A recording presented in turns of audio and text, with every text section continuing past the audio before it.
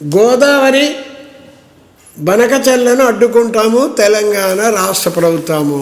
కాంగ్రెస్ పార్టీకి తెలంగాణలో బుద్ధి లేదు. సంవత్సరానికి 3000 టీఎంసీలు సముద్రంలో కలిసిపోతున్నాయి. అది కిందికి పోలవరం నుంచి కిందికి వెళ్ళాక వాడు ఎట్టు చేసుకుంటే నీకెంతకాక నీకు సంబంధం లేదు కదా. మహారాష్ట్ర నుంచి మనకు ఛత్తీస్గఢ్ నుంచి నీళ్ళు వస్తున్నాయి. మనం ఏం చేస్తున్నాం, తెలివి లేక అటు ఇటు గుట్టలు కొండలు లేక లెవెల్గా ఉండడం వల్ల నీటిని ఇక్కడ ఆపుకోలేక వదిలిపెట్టేస్తున్నాం. పోలవరం అన్నీ పాపికొండల వల్ల వాడు ఏం చేస్తున్నాడు, హాయిగా కొండలు ఉన్నాయి కాబట్టి అందులో తీసుకొని పోలవరం పెద్ద ప్రాజెక్ట్ చేసి అందుకెళ్ళి బనకచెర్లని ఏదేదో వేసుకుంటాడు వాడి ఇష్టం. నువ్వెందుకై అడ్డుకోవడం?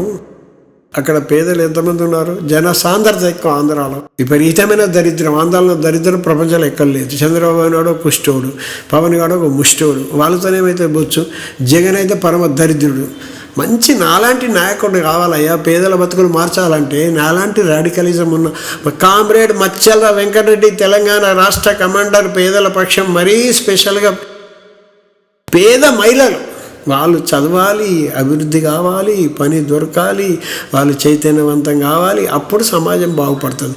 తల్లి చైతన్యవంతురాలు అయితే ఆటోమేటిక్ పిల్లలు కూడా అయిపోతారు. తల్లికి చదువు వస్తే పిల్లలు కూడా చదువు వస్తాయి. తల్లి ఆరోగ్యంగా ఉంటే పిల్లలు కూడా ఆరోగ్యంగా ఉంటారు. ఇది దృష్టిలో పెట్టుకోకుండా ఎంతసేపు లేడీస్ని అనగదొక్కడమే అది కాదు. లేడీస్ని పైకి తీసుకురావాలి. మా పార్టీ ప్రత్యేకంగా మహిళల కొరకే పెట్టాము. మహిళలకు అన్ని సౌకర్యాలు చేస్తాము.